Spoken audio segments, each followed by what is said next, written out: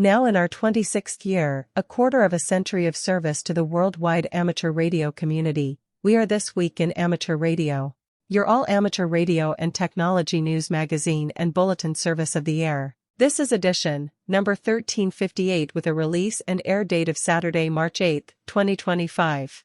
Please take the program to your air following the cue tone.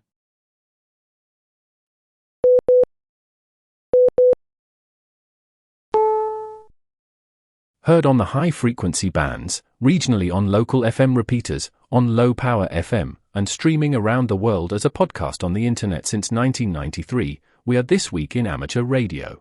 Serving the amateur radio community with weekly, amateur radio news and special features. We are the worldwide premier amateur radio and technology news magazine and bulletin service of the air. Here are the stories for release around the earth as we come to air with edition number 1358 of This Week in Amateur Radio. Brandmeister DMR network will stop supporting some DMR identifiers in the near future. We will have the details you need to know. Federal Communications Chairman Brendan Carr climbs an 1,800-foot Nexstar radio tower to promote broadcast industry jobs. The Intuitive Machines lunar lander beams back its first images of Earth and deploys the first 4G cellular network on the Moon. There will be no amateur radio hamfest at this year's National Association of Broadcasters Convention. Signals, a new museum in Huntsville, will help you discover the history of your favorite communications device. The 2025 Ham SCI workshop is scheduled for March 14th and 15th at the New Jersey Institute of Technology. The National Association of Broadcasters urges the FCC to accelerate the transition to NextGen television. The Radio Society of Great Britain announces its 2025 amateur radio ban plans. The Radio Amateurs of Canada announces its Amateur of the Year. Hap Holly, KC9RP, founder and producer of The Rain Report, becomes a silent key. The deadline is approaching for registration in this year's USA Radio Orienteering Championships. And do you remember a video chat service called Skype? We will have the answer as to why this is now a question in this week's report. These headline stories will come to you in a moment, along with this week's special features. We'll visit with Bruce Page, KK5DO, and get an update from AMSAT and what's new with all those amateur satellites in orbit. Australia's own Onno Benschop, VK6FLAB, and Foundations of Amateur Radio will answer the question, what's the story you like to tell yourself? Our own amateur radio historian, Will Rogers, K5WLR, returns with another edition of A Century of Amateur Radio.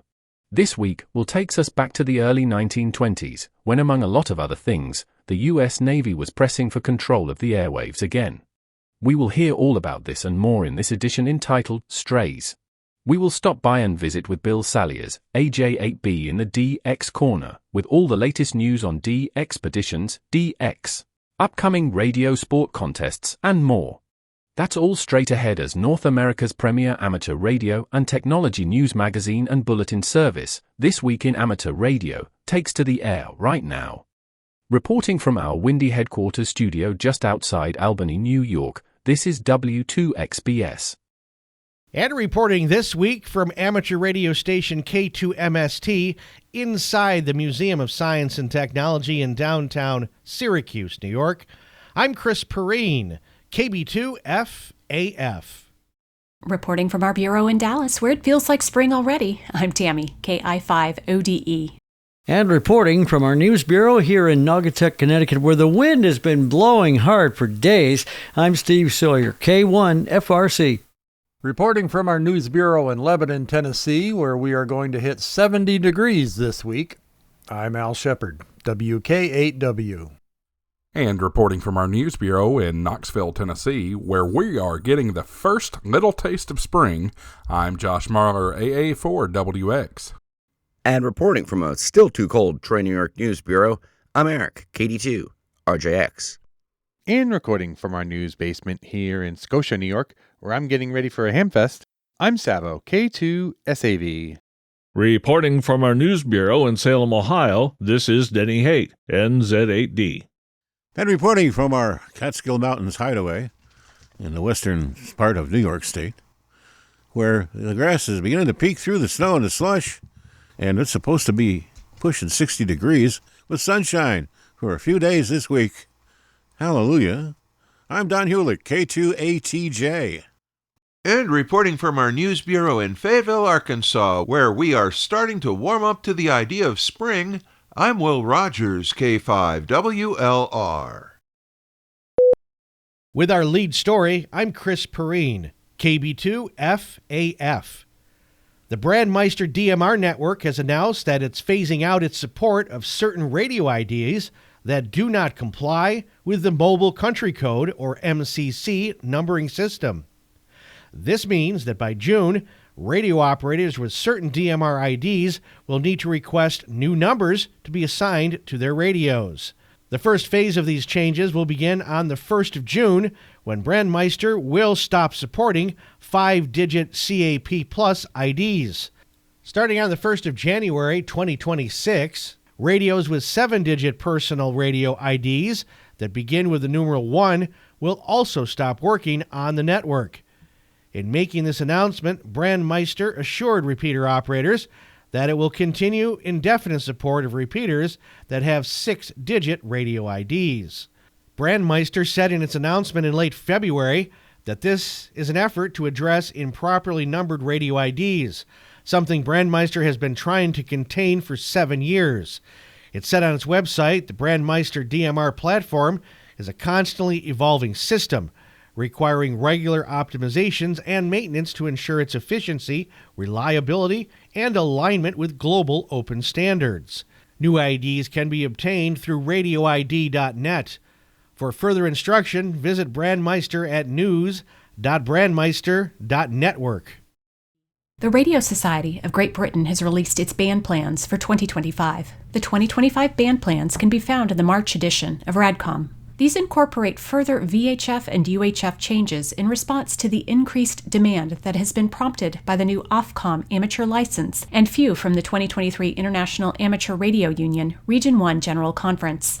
The band plans are also available on the RSGB website in various formats, where more detailed change notes can also be found to guide users. In summary, the changes for 2025 are: HF, no change at present. However, we continue to liaise at IARU level regarding proposals for harmonization and a rebalance between CW and SSB versus digital usage.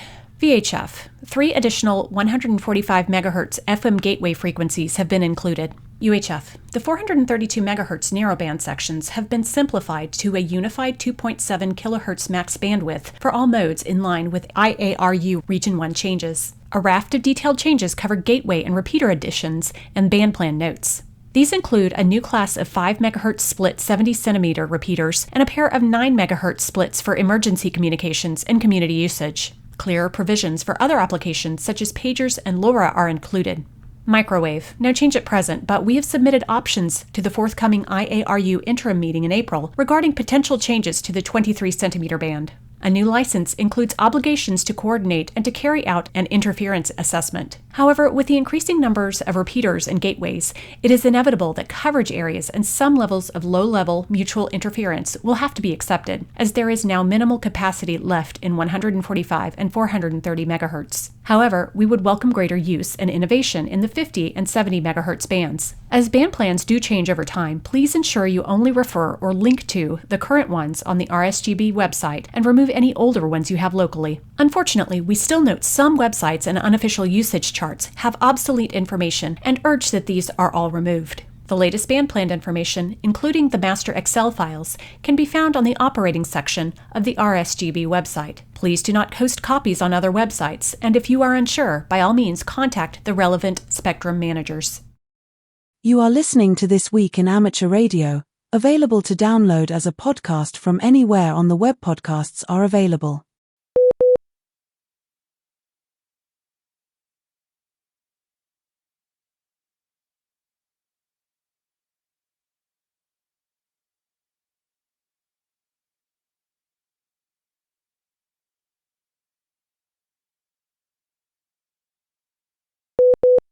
The chairman of the Federal Communications Commission, Brendan Carr, was on a mission straight to the top of the 1,865-foot tall broadcast tower that belonged to station WKRG-TV last week. Carr came to southern Alabama on a foggy morning to highlight an industry and a career that many may not know exists. If we're going to continue to expand connectivity, we need a lot more tower climbers. It's a great job, it's a good paying job, and it's a career, said Carr. After a harness and safety check, he took a 20-minute ride in a lift called a pan and transferred into the lower tower where the real work of climbing began. It is always a fun experience to get up in the air and hang with a tower crew, said Carr. What a guy. Shows his bravery, his abilities, and his commitment to the broadcast industry, and our guys do this. He has done it before, and he's willing to do it again, said members of the tower crew. After almost an hour and a half, the chairman was back on the ground, but still looking up. It was fantastic with the crew. They're getting amazing work done. His mission to bring attention to that work was accomplished. Faced with the oncoming sunset of methods used to calculate fees for repeaters, beacons, and some apparatus amateur licenses, the Australian Communications and Media Authority has finalized small changes it is making. These changes, based on a new methodology, will take effect after the April 1st sunset of the previous method. The result is that repeaters, beacons, and non-assigned apparatus licenses will be assessed $52.62 annually. The changes do not affect those holding Australian class licenses, which have no annual fees. The ACMA said in its February 5th announcement that it has not yet finalized its apparatus license tax reforms for radio navigation satellite service repeaters. Meanwhile, New Zealand's Ministry of Business, Innovation and Employment is seeking feedback on changes to its proposed radio spectrum license fees. These fees recover the costs of managing New Zealand's radio spectrum regulatory system, including maintaining the register of radio frequencies, issuing licenses, and investigating interference, and for the past 8 years, fees have been set below actual costs due to an historic surplus.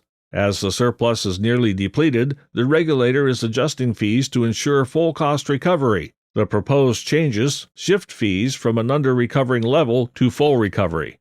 Under consideration are 2 fee options, needed from the New Zealand spectrum users, their preferred opinion, and how the changes may impact businesses. The consultation is open until 5 p.m. on April 11, 2025.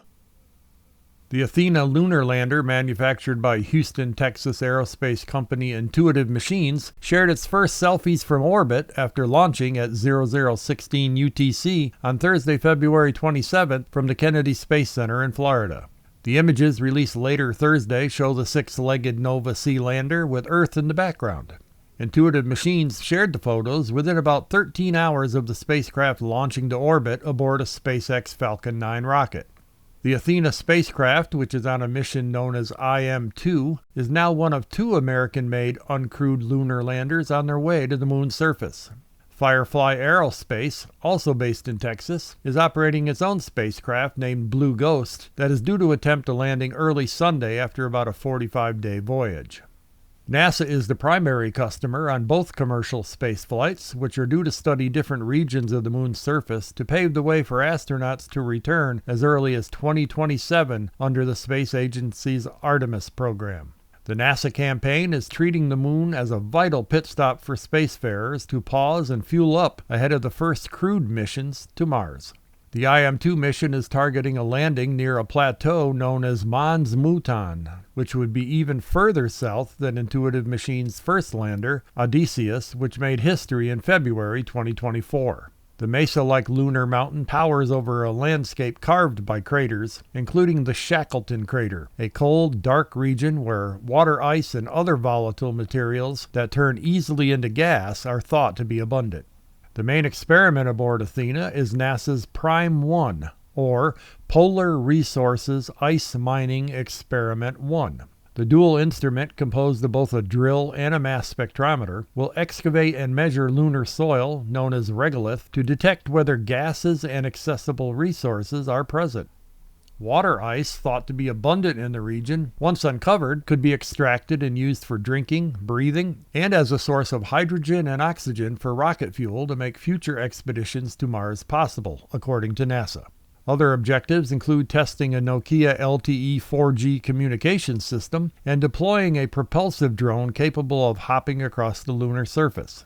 NASA's Lunar Trailblazer spacecraft, which launched as a rideshare on the Falcon 9, also began its own separate journey to lunar orbit to map the distribution of the different forms of water on Earth's only natural satellite. The Amateur Radio Operators Reception, a traditional part of the NAB show experience for many broadcast engineers, will not take place in 2025. The annual trade show of the National Association of Broadcasters is welcoming industry professionals once again this year to Las Vegas in April. One traditional event will be missing, though. However, there will be no separate reception for amateur radio operators. Hams, of course, are still welcome. Indeed, many broadcast professionals, especially those on the engineering side, enjoy an active and robust time on the air on the amateur bands. A posting on the Radio World website said this year's ham reception is not on the schedule. The reception had been hosted for a long time by Bob Heil, K9EID, who became a silent key last year. The article said that organizers are hoping to reinvent the event for next year by exploring fresh partnerships and innovative ideas. In the meantime, licensed hams who work in the industry can still look forward to the usual opportunities for networking and learning about new technology.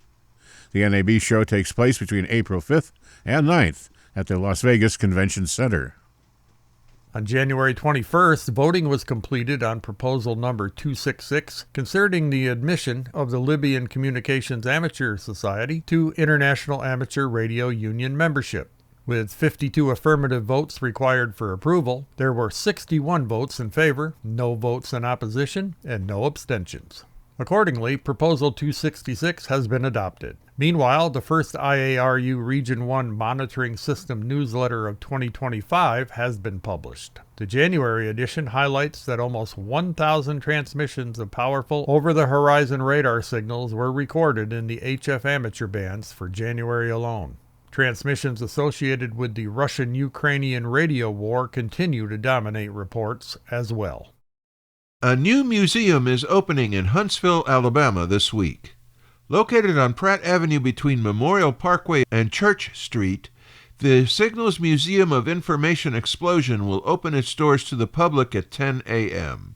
It is a communication technology museum that will provide a hands-on immersive experience where guests can explore, interact, and learn about communication technologies throughout history. Our vision is to educate and inspire visitors and the world by bringing the magnificent history of communication technology to life and by highlighting the scientists, engineers, and business leaders who made our connected information world possible, museum founder Mark Bendixson said. Bendixson is the former CEO and chairman of the board of Dynetics and is a member of both the Alabama Business Hall of Fame and the Alabama Engineering Hall of Fame.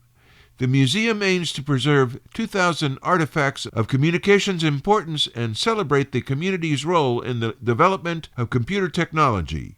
Museum personnel also hope to inspire the next generation to invent and create. The museum will showcase stories with 3D technology. You are listening to This Week in Amateur Radio, available to download as a podcast from anywhere on the web podcasts are available.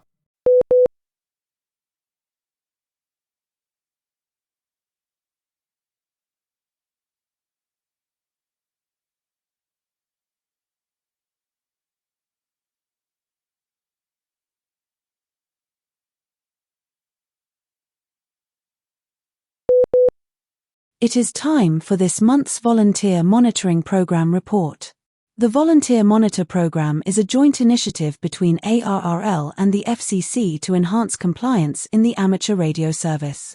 Here is this month's activity report of the VM program. A commendation was issued to an amateur in Simpsonville, South Carolina, for exceptional operating skills and courtesy on 7.210 MHz in October 2024. A commendation was issued to an operator in Etna, Wyoming, for exceptional net control operation and courtesy in the Wyoming Cowboy Net meeting on 3.923 MHz in September 2024. Technician class operators in Mississippi, Maine, and Florida received advisories for FT8 operation on 20 meters. Technicians have no operating privileges on 20 meters. Operators in Louisiana and Arizona received advisories for operation with expired licenses. A technician class operator in Texas received an advisory for FT8 operation on 17 meters. Technicians have no operating privileges on 17 meters. A technician class operator in Florida received an advisory concerning FT8 operation on 15 meters. Technicians have only CW privileges on 15 meters. An operator in Ohio received an advisory for extended transmissions on 40 meters with no FCC required identification.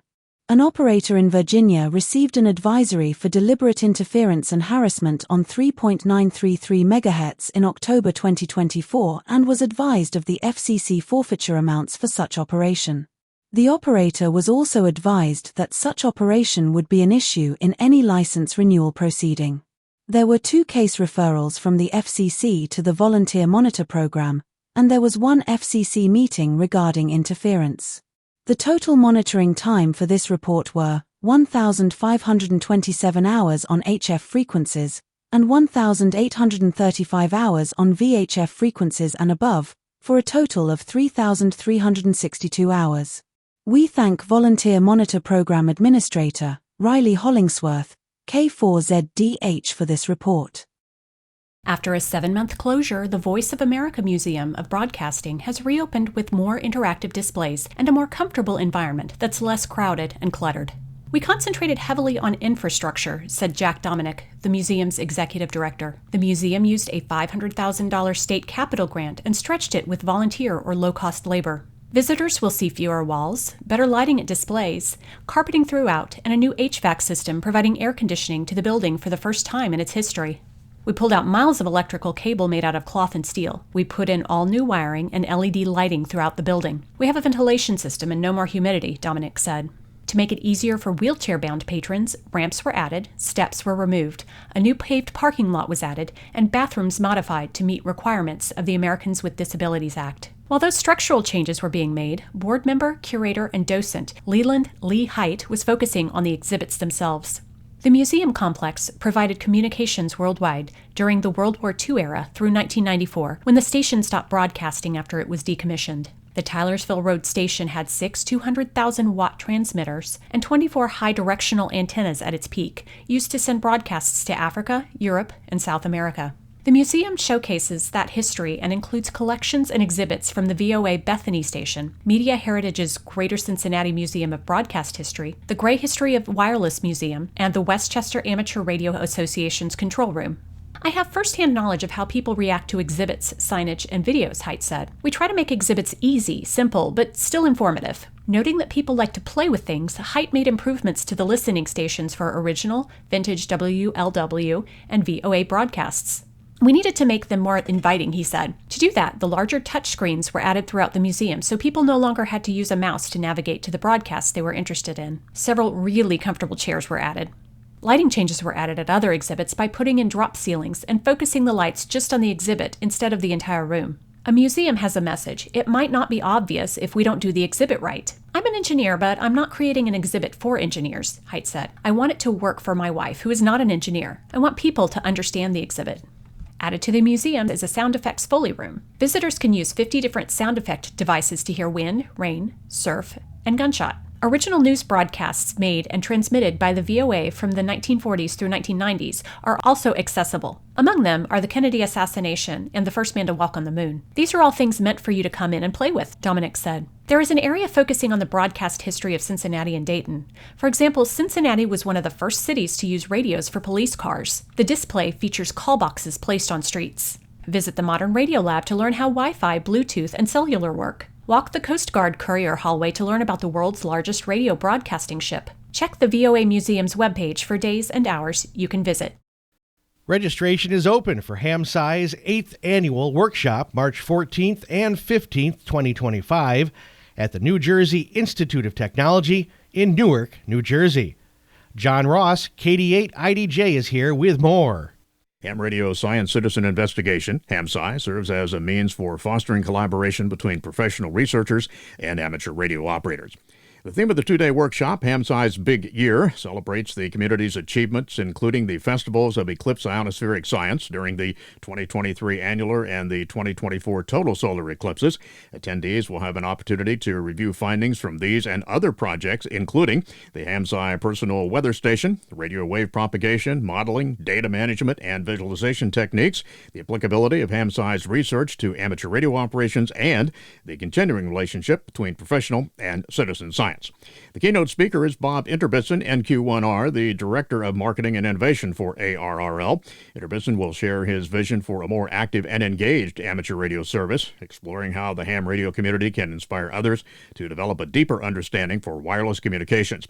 He'll also demonstrate how amateur radio service will serve as a sandbox for introducing the public to the world of radio while nurturing the next generation of innovators in radio science and technology. I'm John Ross, KD8I-DJ. The workshop features nearly 50 posters and oral presentations. The full program and agenda can be found on the HAMSCI website. Registration in advance is required, and the deadline is Monday, March 10th at 12 p.m. Eastern Time. There will not be any on-site registration. For those unable to attend in person, a Zoom link will be provided. Full details on conference registration can be found at hamsci.org/hamsci2025. The National Association of Broadcasters has filed a petition for rulemaking asking the FCC to establish a clear timeline to complete the transition to the ATSC 3.0, otherwise known as NextGen TV, television transmission standard. The petition follows last week's NAB ex parte meeting with Chairman Carr and Acting Chief of the Media Bureau, Aaron Boone, in which it advocated for a comprehensive industry-wide plan to expedite the completion of the transition. The petition for rulemaking calls for a two-phase approach to ending ATSC 1.0 transmissions and fully transitioning to the NextGen TV standard. Phase 1 would require stations in the top 55 markets, representing about 70% of the U.S. population, to transition to ATSC 3.0 by February 2028, with limited waivers for small or non-commercial stations if necessary. Phase 2 would require stations in the remaining markets to transition to ATSC 3.0 by February 2030. In support of this transition plan, the petition highlights a number of NextGen TV consumer benefits, and those include improving the viewer experience with 4K ultra-high-definition video, interactive broadcast apps, a high dynamic range picture, and improved audio with dialogue enhancement to make programming more accessible. Making available for the first time the broadcast positioning system, a new technology that leverages NextGen TV to transmit precise timing signals to address critical positioning, navigation, and timing needs that is less vulnerable to jamming, spoofing, and cyber attacks than GPS, ensuring that critical systems remain operational during GPS disruptions.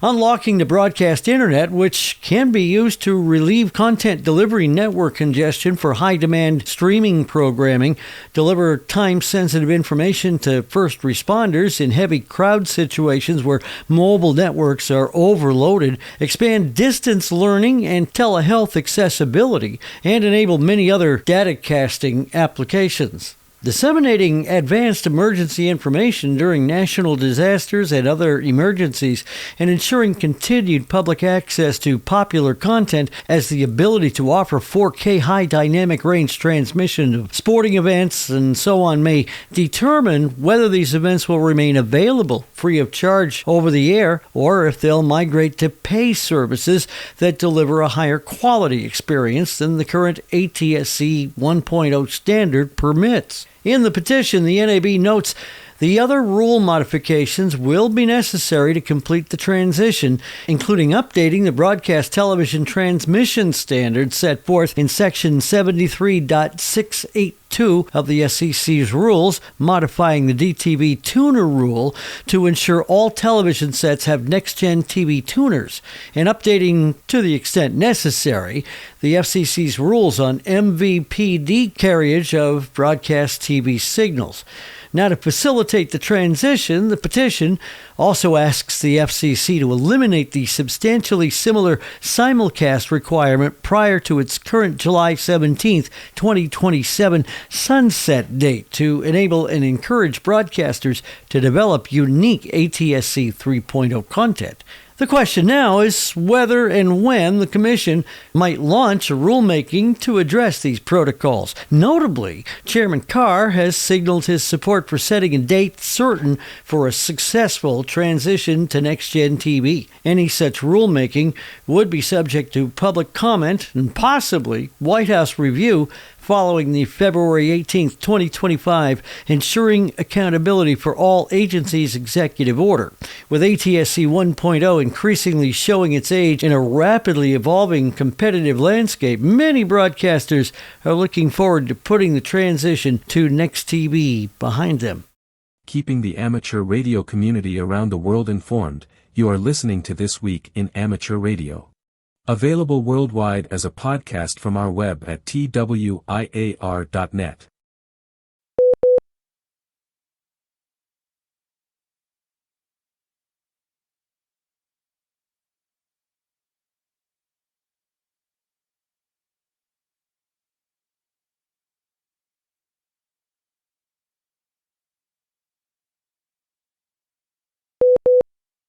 Hello and welcome to the DX Corner for your weekly dose of DX as part of Ham Radio's oldest ham radio magazine on the air, This Week in Amateur Radio. I'm Bill, AJ8B. I continue to receive requests for details on various dates, times, and pertinent information regarding the DXpeditions, DX activities, and contests that I discuss here. I try to list them on Facebook, but that didn't work out too well for a variety of reasons.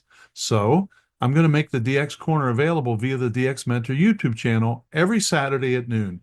Please check out edition number 1, this edition, this weekend, and let me know what you think. I'm not sure how many of you are interested in 60 meters, but overall, the interest is growing. One of my best friends, Joe, W-A-G-E-X, produces a 60-meter newsletter. Joe is considered by many as the godfather of 60 meters. With almost 250 entities confirmed on 60, I can understand why. I'm going to include a few excerpts from the newsletter with news on 60 meters. Your feedback on this section is also appreciated. New Zealand stations ZL4OL and ZL2CC have been heard around 0700 Zulu. Watch your 60-meter packet cluster for these avid 60-meter operators. 4U1UN has also been on 60 meters recently. Keep an eye out for that one. That's fairly rare. Speaking of rare, some of the rare DX on 60 meters recently has included A51AE, 7 Quebec 6 Mike, and T77C. Don't forget to check out the website 60metersonline.com. That's 60metersonline.com. One of the interesting things about 60 meters is that, although there is good DX to be found there, it doesn't count for DXCC or WAS. You can get details about a 60-meter DXCC and WAS certificate that can be earned by checking out the newsletter and the website, 60metersonline.com. Thanks, Joe, for letting me use this information. You can learn more about 60 meters by checking out the DX Mentor podcast, episode number 24. Just go to YouTube or your podcast app and search for the DX Mentor. Episode 24 will give you all the details you need to get on 60 meters. This section of DX News comes from Bernie, W3UR, editor of the Daily DX, the Weekly DX, and the House DX column in QST. If you would like a free 2-week trial of the Daily DX, your only source of real-time DX information, just drop me a note at thedxmentor@gmail.com. Inveterate DXpeditioner IV3 FSG Elvira will operate D68 Zulu from March 3rd until at least March 18th. And yes, she is already QRV. She will be operating on 160 through 6 meters CW sideband RIDI, FT8, and FT4. Elvira will be using 3 ICOM IC7300 radios with one dedicated to 6 meters, operational around the clock. The antenna setup will include a 6-meter delta loop, a DX Commander vertical for 30 through 10, and a IW0 RGN multiband vertical for 160 through 10. So she's got the equipment she needs. To minimize duplicate QSOs, please verify ClubLog Online and ClubLog Livestream. For digital QSOs, monitor D68Z on PSK Reporter. Francesco, IK0XBX, who is a great operator and just a great guy, will be the pilot station for this DXpedition. QSL cards are available via OQRS and LOTW. Friedrich Merz, leader of Germany's Christian Democratic Union, the CDU, since 2022, is widely expected to be the country's next chancellor following certification of the February 23 election results. Merz holds an amateur radio call sign DK7DQ, but is not known to be active. We have an update from the now QRT V73 Whiskey DXpedition. The V73 WW team has officially wrapped up operations in Majuro, departing on February 26th. In an interesting twist, we crossed the international dateline en route to Hawaii, meaning we had the experience of living through February 26th twice. We're currently spending some well-earned downtime in Oahu, Hawaii, before continuing our journey back to Europe. Meanwhile, Bracco E77DX is still on the air, actively participating in the ARRL single sideband contest under the call sign of KH6J. Some of the team will also be active as their home call / KH6 as well. For those awaiting confirmation, OQRS direct requests are now open via ClubLog. Bureau cards will be available also through OQRS. The team will be arriving back in Europe on March 5th, at which point we'll continue processing log requests and responding to emails. So they're there by now, I hope. We sincerely appreciate your patience if you don't receive an immediate response before then. A heartfelt thanks goes to all of our supporters. Your encouragement and contributions made this activation possible. And they really did a swell job. Well, I have two updates from the group that's on Christmas Island. The first was received last weekend. The VK9XU team reported yesterday that one of the three amplifiers, quote, blew up. They said they would run the FT8 station barefoot for the last 20 hours. They had been active all nights on the low bands, either CW or FT8, on 80 or 160, with a strong demand. The high bands were yielding busy pileups most of the time as well. A storm broke their 17 and 12-meter rhombic, but they did fix it. By that point, all the ops were tired with about 55,000 QSOs, so a job well done. And then we have a second update pretty much 2 days later. The VK9XU team ended their Christmas Island operation on Tuesday at 0257 Zulu with around 58,000 QSOs, surpassing expectations. They thanked everyone for their discipline in the pileups. The team is now headed to Cocos-Keeling Island. Arriving after sunset, they will start limited activity the very first night and set up antennas the next day. They look forward to working everyone at VK9CU on Cocos. And on March 5th and 6th, I did hear them. I haven't been able to work them yet, but I know they were active as early as the 5th and the 6th, so it's coming. We have an update on QSL cards from ST2 Mike. Over the past few months, Magdi and I have been, quote, over the past few months, Magdi and I have been working together to address his backlog of unanswered QSL requests. A major challenge was that all his QSL cards were left behind in Khartoum when he and his family were evacuated in September of 2024 due to the conflict. Thanks to the support of the Verone Foundation, the National Dutch Radio Association, 2,000 new QSL cards were sponsored and shipped to this then current residence in Cairo, Egypt. Meanwhile, Magdi has strengthened ties with ERASD, the National Egyptian Radio Association, in his role as a representative of the National Sudanese Radio Association. Magdi and his wife, Hala, ST2HA, have since returned to Sudan and are currently residing with family in Dongola City in the northern state province. On February 26th, I received a parcel containing just over 300 written QSL cards from Magdi. I'm now reaching out to recipients to coordinate the best way to send the cards. More than 100 have already been shipped over the weekend. Those cards cover the ST2M, the ST0HQ, and the ST2BSS call signs. Please note that I do not have any blank cards available. Best 73, Florian, PB8DX, end quote. The Dave Coulter Youth DX Adventure Team is excited to announce two different events for 2025. The first event is the W3Y on June 13th to the 15th and is currently being assembled. Quote, we are recruiting up to 6 youth operators for this event. applicants must hold an extra class license. They will be operating from the K3LR Super Contest Station. K3LR station representatives are Amy, N8AMY, Terry, Kate, MNJ, and Tim, K3LR. Again, we thank Amy, N8AMY, Terry, Kate, MNJ, Tim, K3LR, and the K3LR contest group for hosting the W3Y team again for this year's event.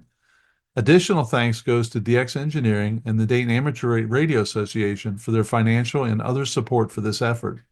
The second event team is for PJ2Y, which the call is pending, on July 17th to 22 at the PJ2T Curacao location. We prefer applicants hold an extra class license, but we can accept general class licensees as well. Since this is an international trip, a current valid, not to expire within 6 months following the trip end, ID is required and supplied to the team for consideration. We would like to thank ULI, DL8OBQ, the Caribbean Contesting Consortium, and the Dayton Amateur Radio Association for their financial and other support for the PJ2Y effort. Check out the Dave Coulter Youth DX Adventure website at youthdxa.org for an application and for more information. Both trips require a parent or guardian attending the event with the youth. Many corporations, clubs, and individuals support our efforts on each trip with contributions, and they will be listed on our QSL card.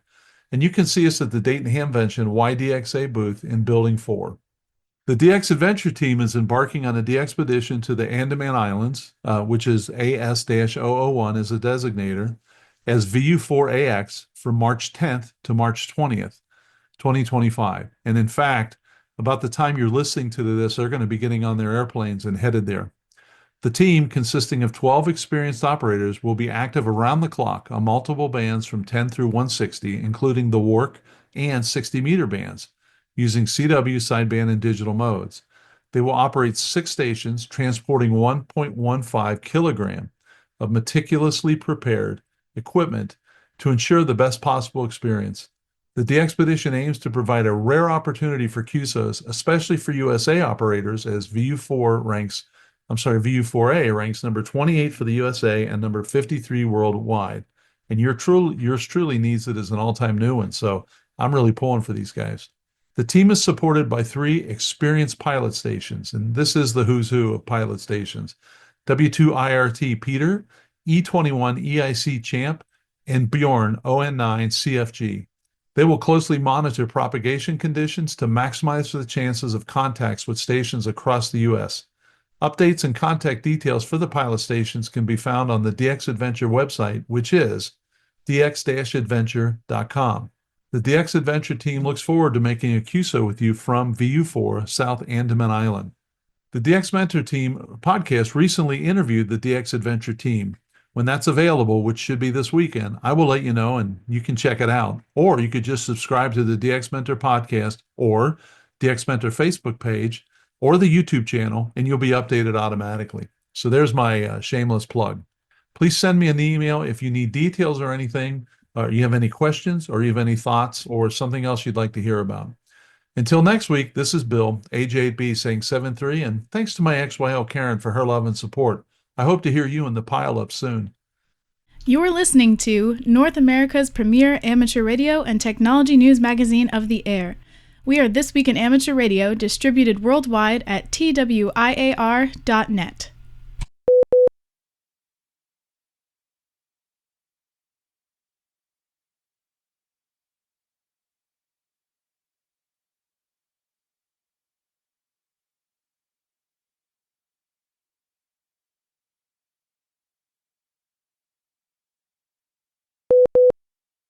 Welcome to the 29th segment of Ham Radio History, A Century of Amateur Radio, Ham's Organizations, Events, Inventions.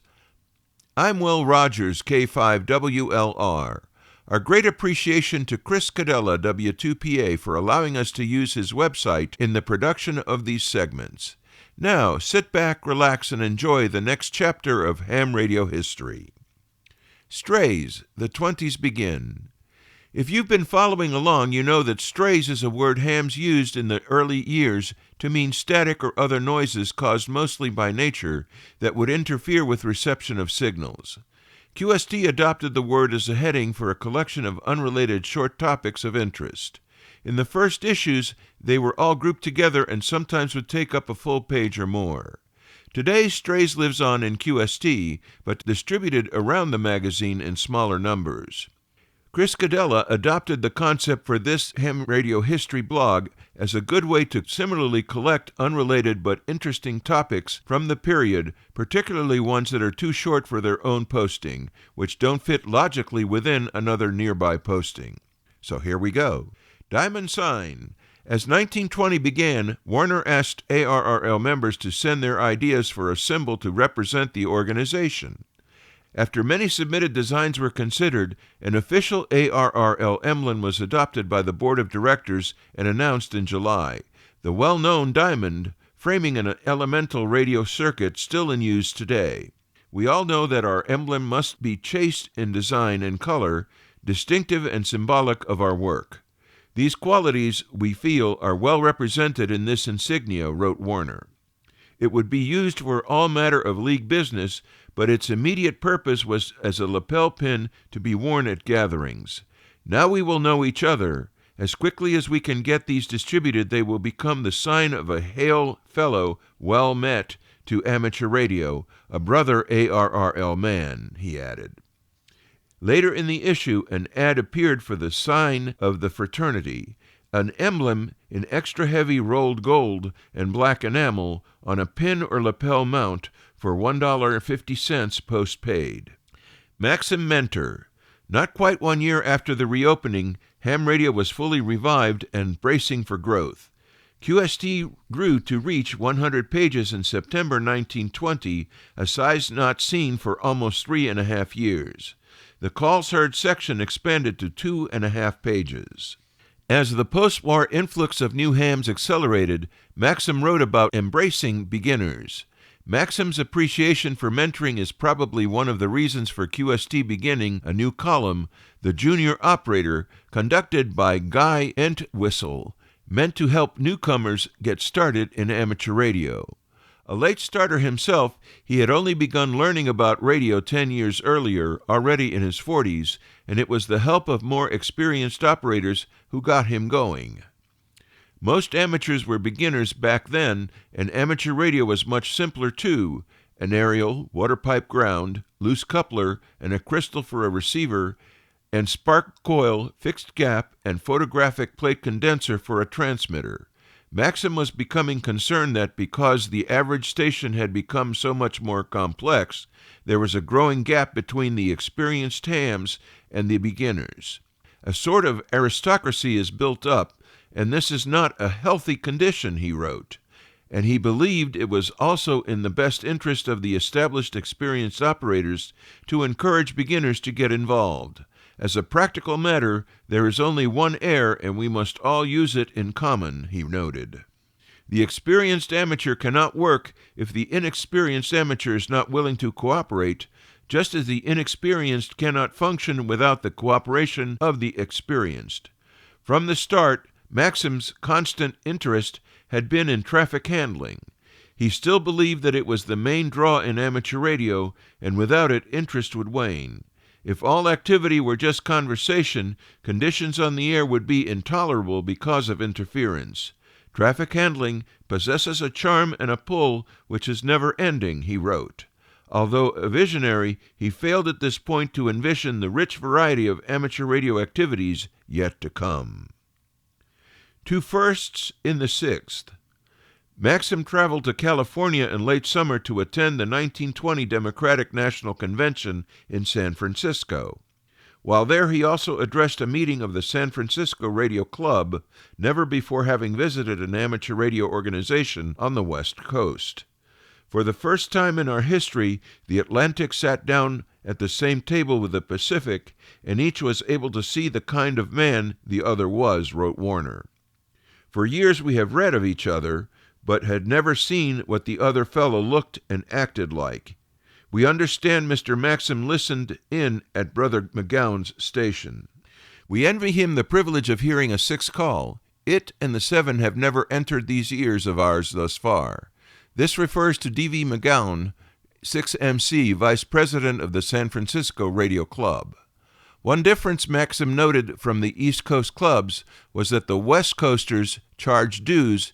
He encouraged adopting their practices more widely. Maxim's trip was viewed as contributing to nationwide bonds between amateurs, as were visits by traffic manager J.O. Smith to the South, Southwest, and Midwest. While in California, Maxim also addressed the wireless world of the western United States on the air via Lee DeForest's 1 kilowatt station in San Francisco on 3 July. Lieutenant Ellery W. Stone, USNRF, had given a lecture on vacuum tubes via the same transmitter a couple of weeks earlier on 23 June. It was thought to be the first technical lecture ever delivered by radio telephone. Another Navy skirmish. The U.S. Navy was pressing for control of the airwaves again in late 1920. Their attempt at radio legislation was an inactive bill in the Senate's Radio Subcommittee on the Committee of Naval Affairs, SB 4038 from Senator Poindexter of Washington, which QSD condemned as un-American to the core in many provisions and one that did not assure amateurs of continued permission to operate. Thought to be obsolete because of a pending international convention, there was nonetheless renewed fear that it might be revived and rushed through the short congressional session starting on 6 December. The International Convention would not actually occur for 7 more years. The bill proposed establishing a National Radio Commission with authority to regulate the operation of all 8 classes of stations, including several kinds of amateur stations, but it made no provisions for hearing the claims of interested classes of stations, and throughout is amazingly autocratic and contrary to the principles of American government, according to the editorial. QST, presumably Warner as editor, speculated that naval officers who had drafted most of the bill had acquired the imperialistic views of Europe on matters affecting communication. The proposed commission would have representatives from the departments of the Navy, War, Commerce, and Post Office, but its secretary would be a naval officer appointed by the Secretary of the Navy, thus essentially giving the Navy complete control of radio. The commission would have the power to deny a license to any applicant for only vaguely defined reasons. It could, for example, announce that the amateur wavelength should be 2 meters, the power 1 watt, the decrement 0.0001, and be within the law. The un-American qualities of this bill reach a state of absolutely unqualified despotism, decried Warner, and urged members to implore their representatives to oppose it. Call confusion. Operating procedures were in flux in the early 1920s. For example, there were as yet no national prefixes. This naturally caused confusion between Canadian and U.S. call signs. Duplicates were unavoidable. So for a while, the ARRL adopted a different prosign or signal to be used between various combinations of call signs. U.S. working U.S. would use DE as usual. U.S. working Canada would use AA. Canada working U.S. would use V, and Canada working Canada would use OE. We can imagine what this must have sounded like.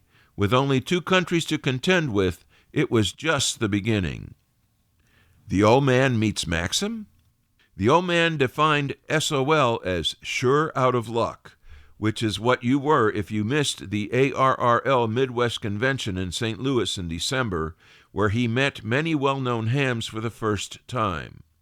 That's the funny thing about these radio conventions, he wrote, adding that you get to know folks intimately in 5 minutes' time.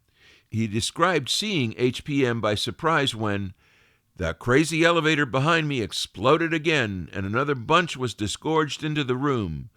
I gasped for air when I realized that the gray-haired, middle-aged man who came out first was no other than our president, Mr. Hiram Percy Maxim. By the great horn spoon! Right here in the same room. Had known him for years and years, it seemed like. I had written him no end. The old chief himself. Say, boys, it was just the greatest feeling that came over me that I had had in many a long year. It just grips you. At one point, somebody wheeled in a big crate supposedly containing a static eliminator. As HPM uncovered it, out burst a young lady dressed for anything but winter weather. The roaring 20s had begun. It now seems strange for Maxim, who is also the old man, to have written about himself in this way. Included in this material are quotes from the following: the ARRL Emblem editorial, QST January 1920, page 16, the ARRL Emblem editorial, QST July 1920, page 23, Hiram Percy Maxim, Our Less Experienced Brothers, QST September 1920, page 19, East Meets West editorial, QST September 1920, page 24, Mr. Maxim delivers an address by radiophone, QST September 1920, page 24, Dangerous Legislation Confronts Us, QST December 1920, page 5, F. H. Schnell, Canadian-U.S. Calls, the Operating Department, QST January 1921, page 33, The Old Man, Rotten SOL, QST February 1921, page 9. With our appreciation to Chris Codella, W2PA, for his permission for us to use his website's materials, Ham Radio History, A Century of Amateur Radio, Ham's Organizations, Events, Inventions, in the preparation of this segment, I'm Will Rogers, K5WLR, reporting for This Week in Amateur Radio. You are listening to North America's premier news and information service for the amateur radio hobbyist. We are This Week in Amateur Radio.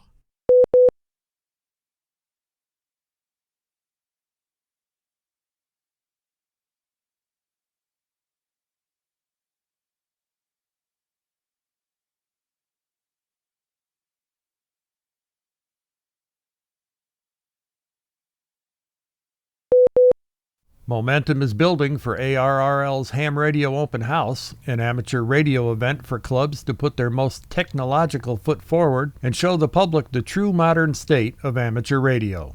With more on how your club can participate, we go to John Ross, KD8 IDJ. The events are to be held in April across the United States, on or close to World Amateur Radio Day on April 18th. This year's award commemorates 100 years of International Amateur Radio Union, IARU. The goal for participation is 50 clubs in 50 states, but the more the merrier. ARRL is working with Ham Radio Science Citizen Investigation, HamSci, and SciStarter to promote the event as part of April being Citizen Science Month. We've had a lot of clubs express interest and a commitment to be part of Ham Radio Open House, and ARRL Public Relations and Outreach Manager Sierra Harrop, W5DX. Thanks to some great volunteer outreach efforts, clubs are seeing the value of showing off the true current state of amateur radio, she said. Many other clubs in overlapping hobbies are being engaged. Several astronomy clubs have agreed to be a partner with local ham radio clubs to co-host the event. A public information training workshop will be held for ARRL public information coordinators, public information officers, section managers, club leaders, and others with an interest in hosting and promoting an ARRL Ham Radio Open House. The live interactive webinar is scheduled to be held Wednesday, March 19th, 2025 at 8:30 p.m. Eastern Time, 5:30 p.m. Pacific. Look for a registration link next week at arrl.org. I'm John Ross, KD8IDJ. Plan your Ham Radio Open House in April using the resources and tips at www.arrl.org/world-amateur-radio-day. Foundations of Amateur Radio. When you joined the global community of radio amateurs, you did so with a perspective that represented, at the time, what you thought the hobby was and how it operated.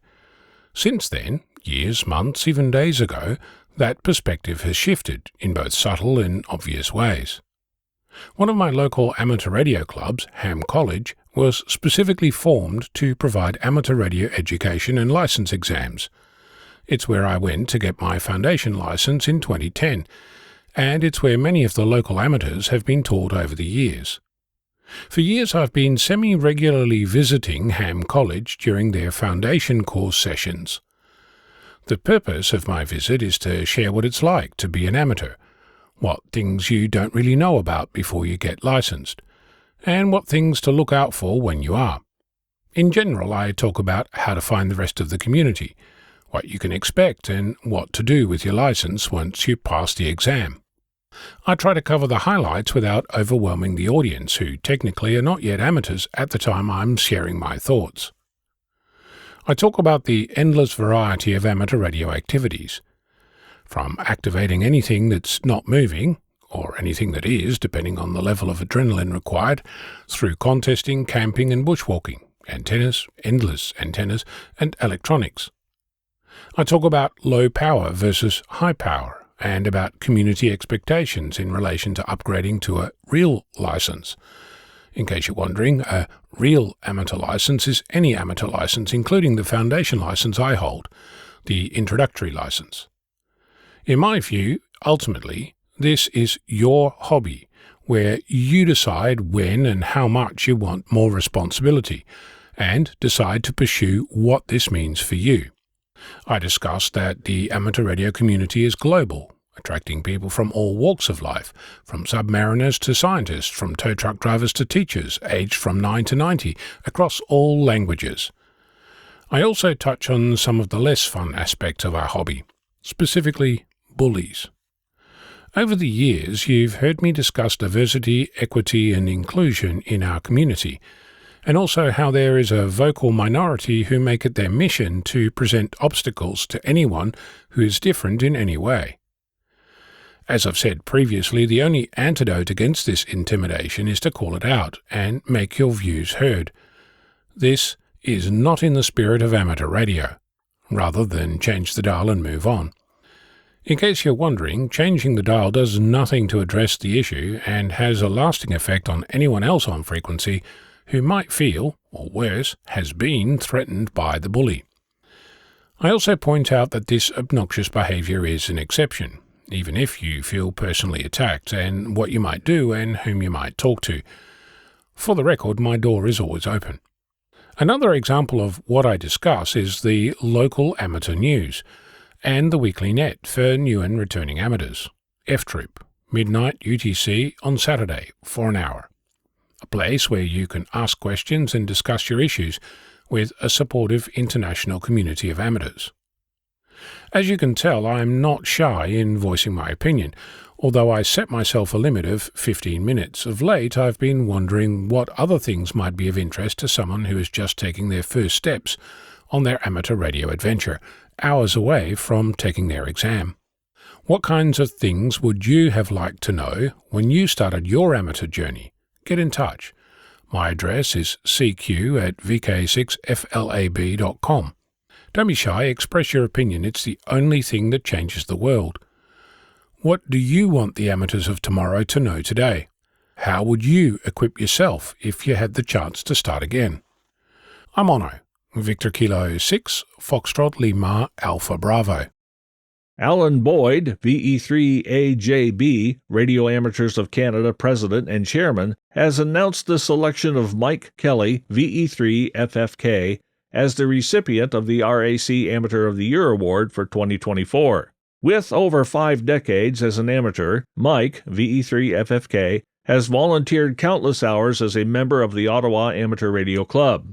My amateur career began as a teenager, intrigued by the sounds of Morse on an old all-wave radio and wanting to figure out what the guys were saying. That led to a course with the Ottawa Amateur Radio Club and eventually a few executive positions there over the years. One of those positions was the club's designated delegated examiner in around 1993, something I still enjoy doing, Mike said. An interest in public service events led to several years volunteering for the Canadian Ski Marathon, the Rideau Lakes Bicycle Tour, several car rallies, soccer tournaments, and road running events.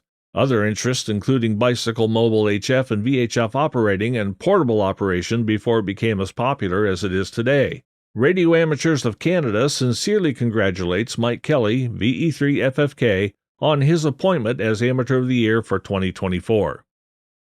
In late January 2025, 17 students and staff members from the Los Animas High School in Colorado visited the Deep Space Exploration Society radio telescope, located at the Plishner Radio Astronomy and Space Sciences Center near Haskell, Colorado. They got an introduction to amateur radio. Here to tell us more from League headquarters is John Ross, KD8IDJ. This first field trip of high school students reflected the dreams of Michael Lowe, former DSES board member, who sought to create a Center for Radio Astronomy and Space Science Education in southeast Colorado, said DSES President Myron Babcock, KL7YY. Since 2009, society members have devoted hundreds of hours to rebuilding the Filsner site. In 2024, a grant from the Amateur Radio Digital Communications Group provided funds to complete a new building suitable for hosting groups. Student braved intense winds and cold to venture into the underground bunker location of the DSES amateur radio station, K0PRT. Board member Paul Sobin, NO0T, demonstrated how long-distance contacts are made using high-frequency HF transceivers. Under his supervision, several students learned to call CQ. Unfortunately, because band conditions were poor, no student got a response. But later, Sobin was able to contact a radio amateur in the Canary Islands, and students observed two-way HF radio communications between those two stations some 5,000 miles apart. About half the students who visited the site will participate in this year's Colorado Science Olympiad competition. The Deep Space Exploration Society is an all-volunteer group united by love for science, exploration, and learning about space. Its members include engineers, software, radio, electrical, professors, pilots, business owners, military veterans, construction workers, truck drivers, and amateur radio operators. DSES welcomes new members. Student membership is free. I'm John Ross, KD8IDJ. Deep Space Exploration Society radio board member Ray Ubekran, AA0L, and DSES member Roger Oakley, W3MIX, showed students how the big dish was controlled to track and focus on deep space objects as Earth revolves. DSES Vice President Bill Miller, KC0FHN, gave an overview of the organization's history and the years of effort required to revive the 60-foot diameter radio telescope. He introduced radio astronomy and some of the studies DSES members have conducted since restoring their telescope, including detecting pulsars and masers, observing solar and planetary radio emissions, and mapping the hydrogen line to show which galaxies are moving toward or away from Earth. About half the students who visited the site will participate in this year's Colorado Science Olympiad competition.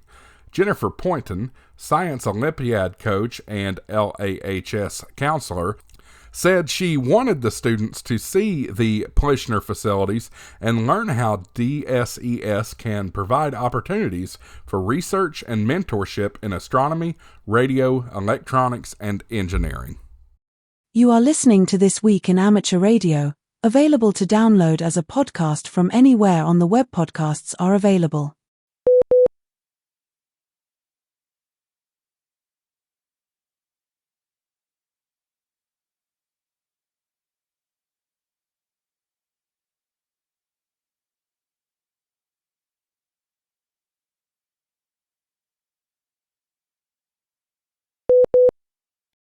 Bruce Page, KK5DO, is here now with this week's AMSAT report.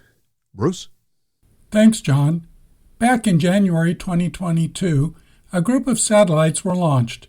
They were called TEVEL. Well, those have since re-entered the atmosphere. However, another group of 9 satellites called TEVEL-2 were scheduled to be launched March 4th.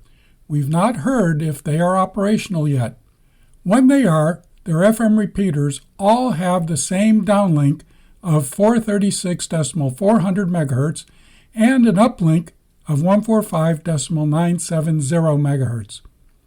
After launch, we need to wait a bit for the satellites to separate so they are not all receiving and transmitting over the same location at the same time. On the same launch is Hades ICM. We mentioned it a few weeks back. The FM uplink is 145.875 MHz, and the downlink is 436.666 MHz. No subtone required. These are the same frequencies that will be used for CW, FSK, AX.25, and APRS. Hades R is already operating. Its frequencies are 145.925 MHz up and 436.888 MHz, both FM and again no subtone. With these satellites and those already operational, it should allow those desiring to make FM satellite contacts more opportunities. This is Bruce Page, KK5DO. Back to you, John. And thanks, Bruce, for that report. It is time for this week's space weather and propagation forecast report. As spaceweather.com predicted last week, March 1st, a magnetic filament on the Sun erupted and hurled a coronal mass ejection into space. National Oceanic and Atmospheric forecasters predicted it would graze Earth on March 4th or 5th, potentially sparking a G1 class geomagnetic storm. The coronal mass ejection did come, but did not deliver a direct hit. Instead, ripples of solar wind are washing over our planet like waves from a moving boat. This could be enough to cause a minor storm. High-latitude sky watchers should be alert for auroras as the CME passes by. Solar activity is expected to be at low to moderate levels, with a chance for periodic high levels throughout the period as returning magnetically complex regions transit then depart the solar disk on March 29th. Spaceweather.com is reporting a hole in the Sun's atmosphere that should reach Earth on March 9th and 10th. Solar activity has been at moderate levels for the past 24 hours. The largest solar event of the period was AM1 event observed on March 5th at 11:50 Z from region 4016. There are currently 10 numbered sunspot regions on the disk. Solar activity is expected to be low with a chance for M-class flares and a slight chance for an X-class flare on March 7th and 8th. There is a chance for isolated minor solar radiation storm levels throughout the period if any of the returning or developing magnetically complex regions are active and produce an event. Geomagnetic field activity is expected to be at quiet to unsettled levels on March 7th to 9th, 19 to 24, and on March 29th. Active levels are expected on March 10th to 18th, and then on March 25th to 28th, with possible G1 or minor geomagnetic storm conditions on March 12th to 15th, associated with recurrent negative polarity coronal hole influences. The predicted 10.7 centimeter flux for March 6th through the 9th is 150 for all 4 days. Radio blackouts reaching the R1 levels were observed over the past few days. The largest was on March 5th at 11:50 UTC. Solar wind parameters were expected to remain enhanced through March 5th until CME influences wane, and should trend back toward nominal levels on March 6th and 7th. Solar cycle 25 is intensifying, and this is reflected in the number of cosmic rays entering Earth's atmosphere. Neutron counts from the University of Oulu's Sodankala Geophysical Observatory in Finland show that cosmic rays reaching Earth are slowly declining, a result of the yin-yang relationship between the solar cycle and cosmic rays. For more information concerning radio propagation, visit the ARRL Technical Information Service, read the article entitled What the Numbers Mean, and check out the propagation page of Carl Luetzelschwab, K9LA, where Propagation Bulletin Archive is available. For customizable propagation charts, visit the vocap online for Ham Radio website. In radio sport this week, many great contests. March 8th through the 16th, the Novice Rig Roundup, that is CW. March 8th and 9th, the SARL VHF UHF FM contest, that is phone. And the SARL Field Day contest, CW phone and digital. March 8th and 9th, the RSGB Commonwealth BERU contest, CW. The EAPK S63 contest, that's digital. The South American 10-meter contest, CW and phone. And on March 8th and 9th, the DigQSO Party, SSB phone. And on March 8th as well, the AGCW QRP contest, that is CW. March 8th and 9th again, the Stu Perry Top Band Challenge, CW. And the Oklahoma QSO Party, CW phone and digital. And the Tulsa Memorial HFCW contest, that is CW, of course. And March 8th and 9th, the Idaho QSO Party, that's CW phone and digital. And on March 9th, the North American Sprint RTTY, that is digital. Upcoming section, state, and division conventions, March 7th through the 8th, the Greater Houston Ham Fest hosting the ARRL Texas State Convention. That's in Rosenberg, Texas. March 15th, the 69th Annual St. Patrick's Day Ham Fest hosting the ARRL West Texas Section Convention. That's in Midland, Texas. And on March 29th, the Central Dakota Amateur Radio Club Ham Fest hosting the ARRL North Dakota State Convention. That's in Bismarck, North Dakota. Registration is open for the next interactive session of ARRL's On the Air Live, which is scheduled for Tuesday, March 25th, 2025 at 8 p.m. Eastern Time in the ARRL Learning Center. It will focus on advanced functions of handheld radios, including getting them on digital modes. On the Air Live is accessed through the ARRL Learning Center at learn.arrl.org. It is a benefit of ARRL membership, and members must be logged into the website to access it for live or archived sessions. And ARRL Contest Program Manager Paul Bork, N1SFE, reports that activity was high for the ARRL International DX Phone Contest that was held March 1st and 2nd. A reminder that the deadline to submit the logs is Sunday, March 9th, 2025. British Science Week started Friday, the 7th of March, and gives radio amateurs the opportunity to share their passion and knowledge of the hobby to reach new audiences. Many schools have radio-related activities planned. The ham radio clubs are involved with events that are open to the public. A men's shed group is now active as G8EYM and would appreciate schedules, especially with other men's sheds and maybe an Australian men's shed. Could establish communication. The Radio Society of Great Britain outreach team has partnered with the Radio Communications Foundation to provide FM radio receiver kits for 15 schools, universities, scouts, and youth groups to build. You can find these and other ideas and resources on the RSGB British Science Week webpage. An important snapshot of the state of amateur radio in Brazil has provided the National Ham Radio Society and the telecommunications regulator with insights into relevant trends. The sampling of 940 hams in 27 states and 350 cities was conducted in May of 2024 by Guillermo Crimerius, PY2BIL, a member of the board of the São Paulo chapter of LABRE, the Liga de Amadores Brasileiros de Radio Emissão. Guillermo went on to say that the findings are also being shared with the regulator Anatel. He said that the findings held no surprises, but many details were nonetheless significant. Brazil's ham radio community remains predominantly male, with women comprising only 2% of the hobby. Survey results also showed that hams are an aging population in Brazil. 72% are between 40 and 70 years old, with most of them between 40 and 60. While new licensees continue to join Brazil's ham community every year, there is low membership in clubs and associations, giving little opportunity for the networking and skills training usually provided by them. Guillermo writes, "This scenario has had an impact on new generations of hams who face difficulties in learning the essential technical matters and especially the operational and cultural activities." You are listening to This Week in Amateur Radio, available as an on-demand stream from Spotify, Deezer, and wherever podcasts are available.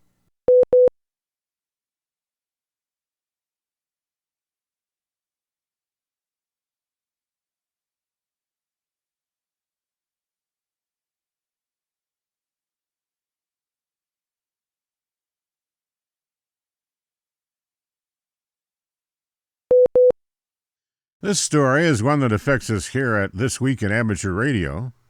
This week we lost a colleague in the amateur radio news community, and for us a personal friend.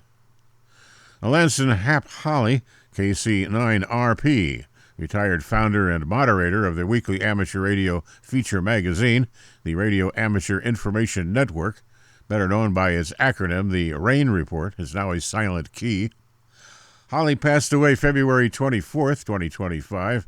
He'd been blind since he was 7 years old, but he hosted his amateur radio program by touch and by ear in his home studio and ham shack in suburban Chicago, Illinois. Holly, who was born in La Jolla, California, earned his novice license in 1965 at the age of 14, his general license in 1966, and his advanced class license in 1981. He graduated from Principia College in Elijah, Illinois in 1974, earning a Bachelor of Arts degree in sociology. Hap and Stephanie were also active members of the Des Plaines Emergency Management Agency. He was employed for many years as an audio engineer and monitor for Horizons for the Blind. According to a column written by an amateur radio operator 7 years ago, Holly woke up one morning when he was 7 years old, only to discover that he had no sight. Both of his parents were also blind, but none of his siblings were. Friends said that he considered blindness not a disability, but rather only a challenge that fine-tuned his other senses. A feature movie about Hap and the challenges his parents faced was made and first aired in 1996 on CBS. Its name was What Love Sees, starring Richard Thomas. Holly was active on HF, VHF, and the Internet using a personal computer equipped with the JAWS speech screen reading software. He was named in the 2002 Hamvention Amateur of the Year and was a member of the 220 MHz Guys Amateur Radio Club. Holly is survived by his wife, Stephanie, KA9WKD. A memorial visitation for Holly will be held Saturday, May 3rd from 10 a.m. till noon at G.L. Hill's Funeral Home, 745 Graceland Avenue, Des Plaines, Illinois. Aliyah University, a state university that was created for the education of many of India's minority populations, is about to become the first university in West Bengal with its own state-of-the-art ham radio club station. The announcement was made in late February in connection with a seminar held on the Kolkata campus, introducing students and faculty to various aspects of amateur radio. The one-day session, held on February 24th, covered emergency communications and radio technology and included hands-on experience for the estimated 250 attendees. It was led by members of the West Bengal Radio Club, the Indian Academy of Communication and Disaster Management, and organized by the school's Department of Electronics and Communication Engineering. A number of other schools have hosted similar amateur radio workshops throughout the region, which is a coastal area subject to violent storms and other natural disasters that rely on alternate forms of communication.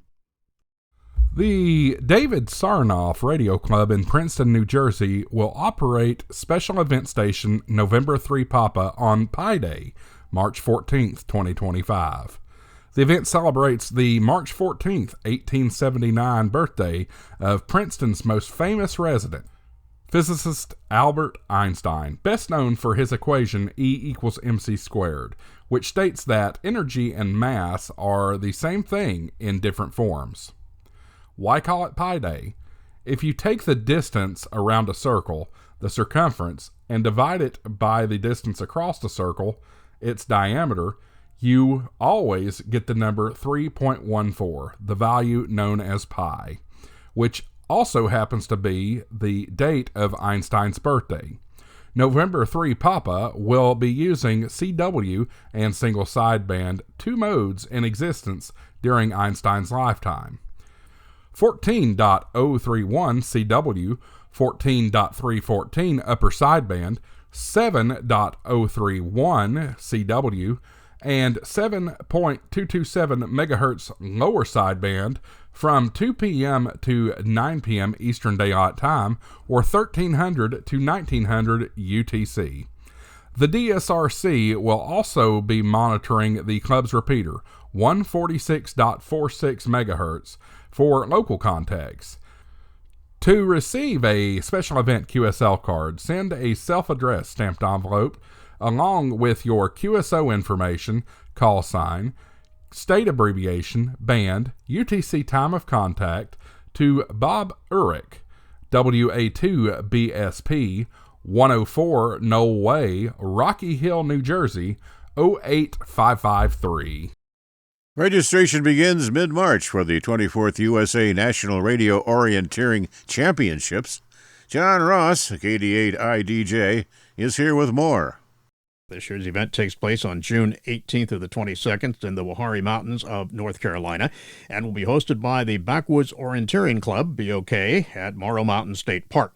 Radio orienteers from across the country, plus visitors from abroad, are expected to attend. The on-foot transmitter hunting championships begin Wednesday, June 18th with model events on 2 meters and 80 meters. Thursday morning is the sprint. Friday is foxering, a mix of fox hunting and orienteering. And Saturday is a 2-meter classic, and Sunday is the 80-meter classic. U.S. ARDF championships are open to anyone of any age who can safely navigate in the woods with a handheld gear for several kilometers. An amateur radio license is not a requirement. The name radio orienteering has been around for a very long time and has frequently been applied to the sport of amateur radio direction finding, ADRF. But it hasn't been recognized in any official sense. However, because the radio orienteering is more descriptive of the sport, especially to the orienteering community, and because amateur radio direction finding is often confused with the other direction finding activities like mobile T hunting, the ARRL-ARDF committee has decided to officially favor the use of the term radio orienteering, even renaming itself as the ARRL Radio Orienteering Committee. I'm John Ross, KD8I-DJ. Medals are awarded for each event in each of the International Amateur Radio Union age and gender category. Winners of these championships will be under consideration for membership in the ARDF Team USA, which will travel to future international competitions. The name radio orienteering has been around for a very long time and has frequently been applied to the sport of amateur radio direction finding. It hasn't been recognized in any official sense, but because radio orienteering is more descriptive of the sport, especially the orienteering community, and because amateur radio direction finding is often confused with other radio direction finding activities, like mobile T hunting, the ARRL-ARDF committee has decided to officially favor the use of the term radio orienteering, even renaming itself as the ARRL Radio Orienteering Committee. In Ireland, 3 beacons that have been operating from a site south of Dublin have gone QRT to allow for their relocation. The EI4RF, EL1KNH, and EI0SIX beacons have been part of what is known as the Kilmolin cluster. They had been hosted by Paddy Gagan, EI5HS, who had become a silent key last year. The beacons, which have a new owner, went off the air mid-February and are expected to slowly come back online. According to reports on Groups.io and the SWLing Post blog, the EI4RF 4-meter beacon is expected to be the first to return, perhaps by May just as sporadic E season begins. The EI0SAX beacon is expected to follow sometime afterward on 6 meters. It is unclear how and when service will be restored on the EI1 KHN beacon, which operated on 40 and 60 megahertz. It is also unclear whether this beacon will need to be assigned a new call sign. What amateur radio operating strategy combines a little bit of being mobile, a little bit of fixed, and, if you so choose, a little bit of maritime? It's spelled RADAR, which is the acronym for Rapid Deployment Amateur Radio. Eddie Leeton, ZS6BNE, pioneered the operating concept more than a decade ago in South Africa with an event known as the Radar Challenge, which was embraced worldwide by portable operators. This year, the Radar Rally, which takes place on April 5th, keeps the spirit and the strategy of the original challenge. The 4-hour rally is particularly appealing to hams who are accustomed to working portable outdoors, and this is an activity that can be combined with summits on the air and parks on the air. Operators spend 4 hours setting up a station as quickly as possible, making 5 contacts, then dismantling the station and moving to another location to do the same thing again. According to the rules, the required distances vary depending on whether the radio operator is walking, cycling, driving, or even canoeing. All bands and modes are acceptable, but use of terrestrial repeaters is not. For more information, go to radarrally.info on the web. We pause for stations along the network to identify. We are This Week in Amateur Radio, available as a direct download on our website at www.twiar.net.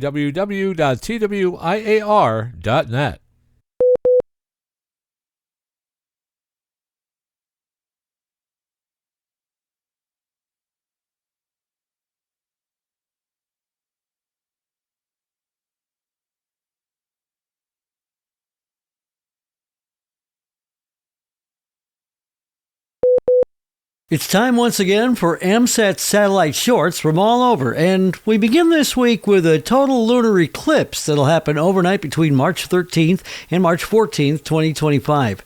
It'll be the first total lunar eclipse visible anywhere in the world since November 2022, and it'll also be the first of 3 happening between 2025 and 2026.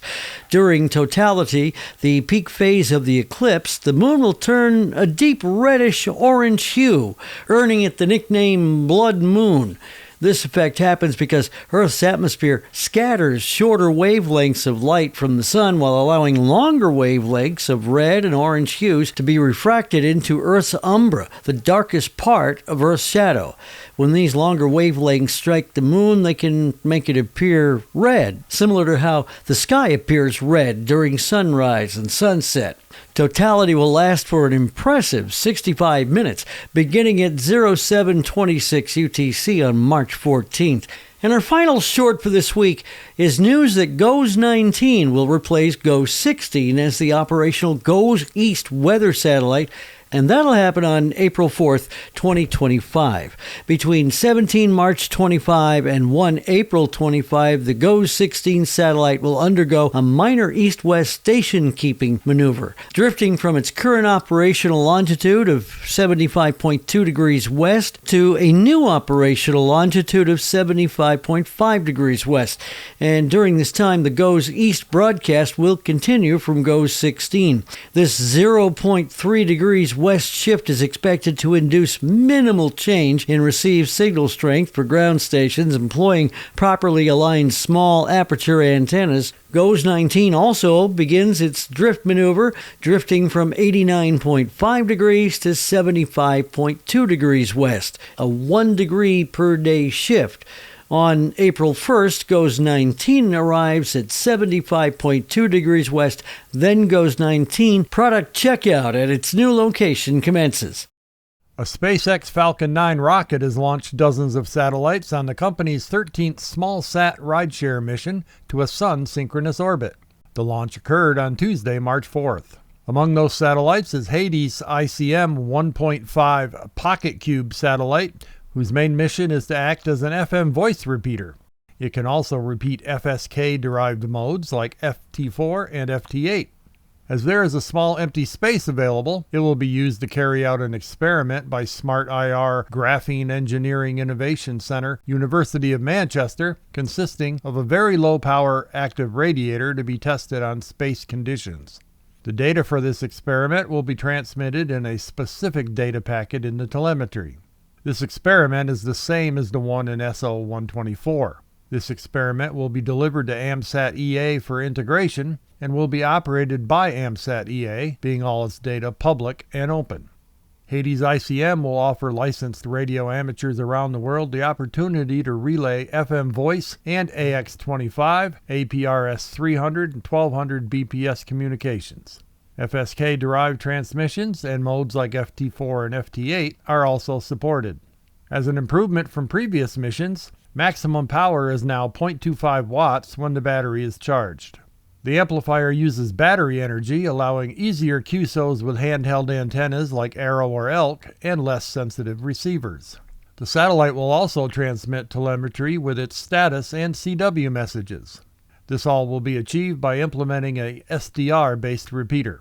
The FM FSK repeater will be available all time and opened by squelch level without the need of a subtone.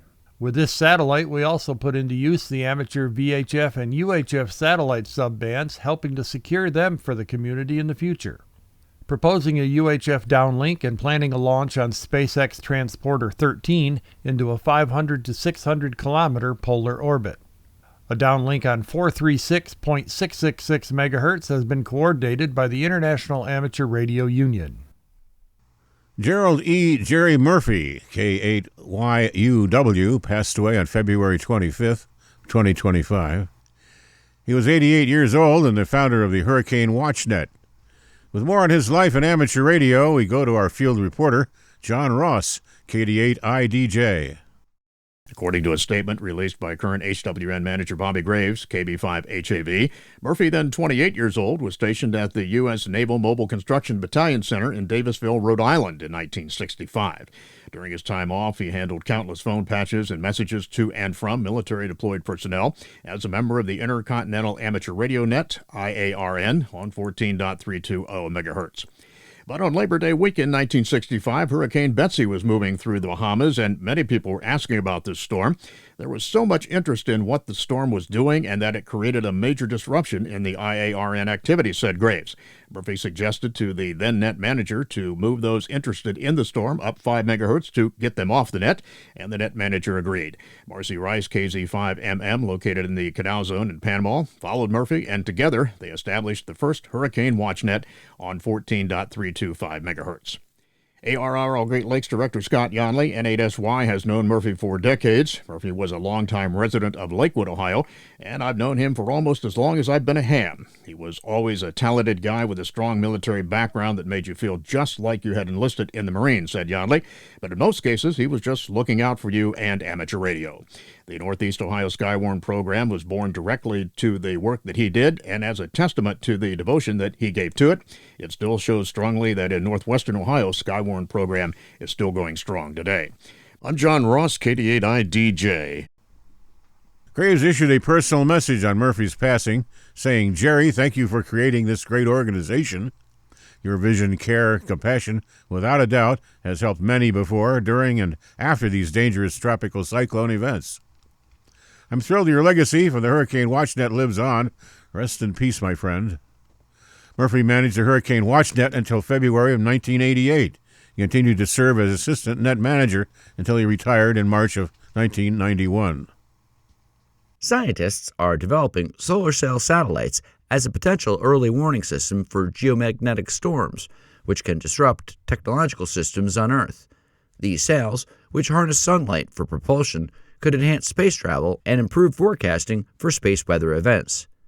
Solar sailing operates similarly to traditional sailing, except it uses photons from the sun instead of wind. A lot of us have experienced sailing. It's exactly like that, said Irfam Azim, Division Chief at NOAA's Office of Space Weather Observations. Instead of using air, we're using the light emitted by the sun to propel our satellites. Unlike traditional propulsion systems, solar sails offer a cost-effective means of maneuvering satellites without fuel. This is a very novel technology, Azim added. We have traditionally relied on propulsion to take satellites from one place to another, and solar sails are providing a new, efficient way to travel in space.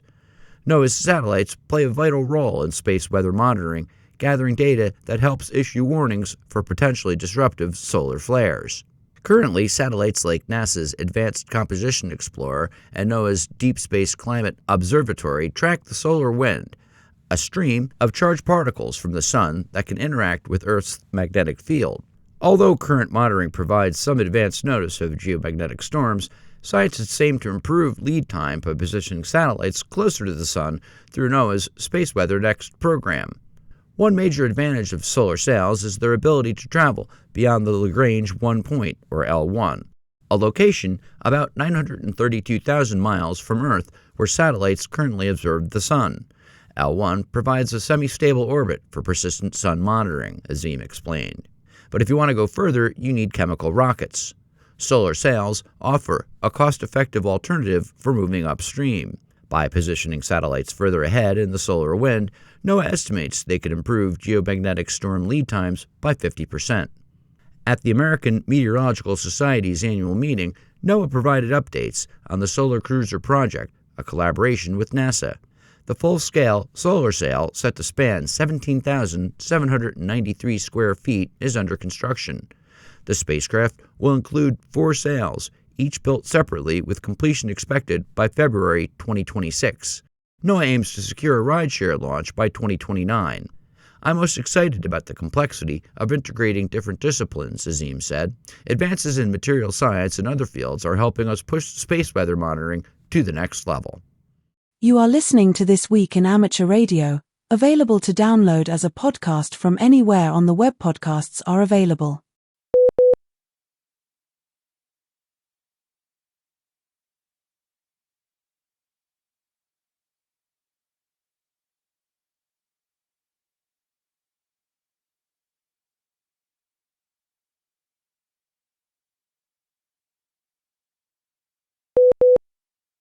A group of scientists labeled as TEVEL-2 are on the launch manifest for the SpaceX Transporter 13 mission. Designated as TEVEL 2-1 through TEVEL 2-9, they are all listed as having a downlink frequency of 436.400 MHz. However, this frequency has not been coordinated with the International Amateur Radio Union.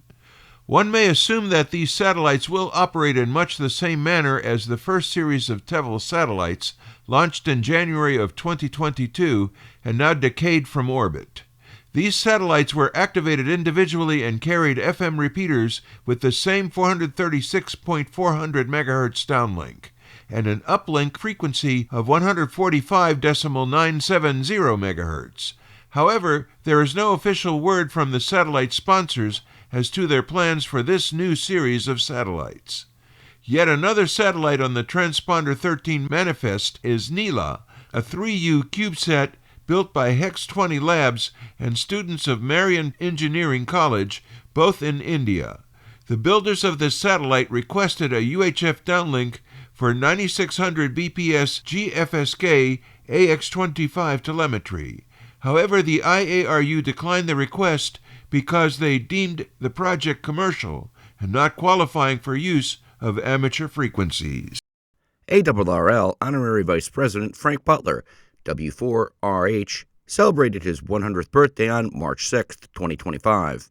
Butler has been a member of ARRL for at least 78 years. He served 29 years as the ARRL Southeastern Division Director until his retirement from 50 years of volunteer service as an elected official of ARRL in 2007. He began his elected service as the Western Florida Section Communications Manager in 1957. At the second meeting of the ARRL Board of Directors in July 2007, Butler was recognized for his generous donation to the newly dedicated Diamond Terrace at ARRL headquarters. The Diamond Terrace includes inscribed bricks as memorials and honors, donated by hundreds of radio amateurs and clubs. Butler's donation honors his family and mentors. Butler lives in Fort Walton Beach, Florida. He's a member of the ARRL Maxim Society at the benefactor class and a life member. AMSAT EA has confirmed that the FM repeater aboard the Hades-R satellite has been successfully activated and is now available for amateur radio operators worldwide. The activation took place on February 19, 2025, following a series of telemetry and command tests to ensure the satellite's stability and performance. Early reports indicate that the repeater is functioning as expected, providing strong two-way FM voice communications. AMSAT EA expressed its gratitude to the amateur radio community for submitting telemetry reports, which contributed to the successful commissioning of the satellite. Hades-R was launched aboard a Falcon 9 rocket from Vandenberg Space Force Base in California on January 14, 2025, as part of SpaceX's Transporter 12 mission. Developed by AMSAT EA, the satellite carries an FM and digital repeater payload designed to provide communication services to amateur radio enthusiasts worldwide. It was deployed from the D-Orbit Ion SCV-016 orbital transfer vehicle on January 22nd and has since been transmitting telemetry data while undergoing operational testing. With the repeater now active, operators can use the uplink frequency of 145.925 MHz and the download frequency of 436.885 MHz for communication, with additional support for digital modes such as APRS and FSK telemetry at various data rates. At the request of AMSAT EA, AMSAT has officially designated Hades-R as Spain Oscar 124, or SO 124, in recognition of its contributions to amateur satellite communications. This designation underscores the satellite's role in expanding access to space-based communications for the amateur radio community. AMSAT congratulates AMSAT EA on this achievement and looks forward to the continued success of this and future projects.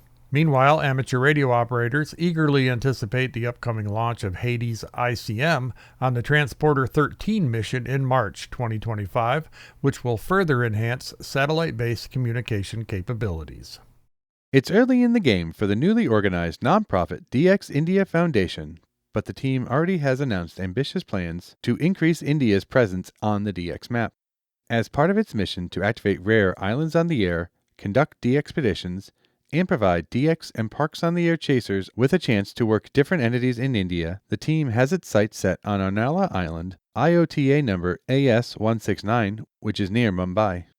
According to an announcement from the team, the island has had no amateur radio activity since 2006. Hams from the DX India Foundation have applied to use the call sign AU2M and hope to be on the air from the 29th of May through the 1st of June. Later plans include a 10-day adventure to Lakshadweep Archipelago off the coast of Kerala in southern India. The DX India Foundation has also established an online forum in Groups.io to encourage a sense of international community for chasers and activators. In between trips, the Foundation's activity will be focused on training and mentoring other radio operators. And wrapping up our news this week, do you remember the video chat service Skype? In a move that could have been seen coming from at least a decade away, Microsoft has confirmed that the Skype service will be shutting down May 5th. This comes after an intrepid person stumbled over a curious string in the latest Skype for Windows preview. The string seemed intended to notify the user about the impending shutdown, telling them to migrate to Teams instead. Skype was originally created in 2003 by a group of European developers, where it saw some success, with the service being acquired by Microsoft in 2011. Much like other messaging services, each Skype user has a unique ID, but there is also integration with the phone services around the world. When Microsoft overhauled the user interface in 2017, this caused a split between classic user interface fans and the heretics who liked the new interface.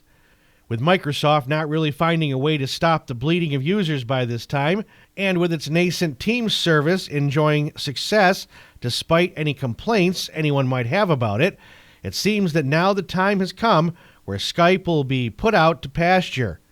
For the handful of Skype users still left today, the options are to either download your data before it's erased or to move your user account to Teams. This Week in Amateur Radio is holding open auditions for news anchors for the weekly national worldwide amateur radio news service. If you have a good radio voice and can reliably read provided news copy, we are looking for you. This, of course, is an all-volunteer position. An amateur radio license is not required. You must have a high-quality microphone, headset mics are not used, and be familiar with audio editing software to record and edit your finished news stories before uploading. If you would like to try out for a weekly or bi-weekly anchor position with North America's premier amateur radio news on air and podcast, please send an email to our producer, George, W2XBS. You can include a sample MP3 of yourself reading news copy sent as an attachment to W2XBS77@gmail.com. That's whiskey, the number 2, X-ray Bravo Sierra 77 @gmail.com. Be sure and use Anchor Audition in the subject line. Please include your phone number and a good window of time for a callback to discuss your submission and our operating logistics to see if This Week in Amateur Radio is a good fit for you. We hope to hear from you soon. This Week in Amateur Radio is heard around the world on amateur radio repeater systems, streaming on the internet, or on great low-power FM broadcast stations like WGXC-FM, part of the Wavefarm on 90.7 MHz in Akron, New York, serving Greene County and the southern regions of New York's Capital District. Many of the news and information items heard in this edition of This Week in Amateur Radio have been provided by the American Radio Relay League, the ARRL Audio News Service, and the ARRL Letter, AMSAT, the Radio Amateurs of Canada, the Shortwave Listening Post, the Federal Communications Commission, the Radio Society of Great Britain, and Ofcom, the South African Radio League, the International Amateur Radio Union, the Wireless Institute of Australia and the Australian Communications and Media Authority, the New Zealand Association of Radio Transmitters, the Amateur Radio Newsline, the Rain Hamcast, Eric Guth, 4Z1UG and QSO Today, QRZ.com, the International Telecommunications Union, the 425DX News, Parks on the Air and the Soda Reflector, and various news sources on the Internet. With special thanks to all our weekly news sources and to you, our listeners, that wraps up this edition of This Week in Amateur Radio. If you'd like to write to us, you can find everything you need, including archive editions of the news service, at our website at twiar.net. And now, for all of us at This Week in Amateur Radio headquarters and our news team around the world, this is Chris Perrine, KB2FAF, wishing you a 73.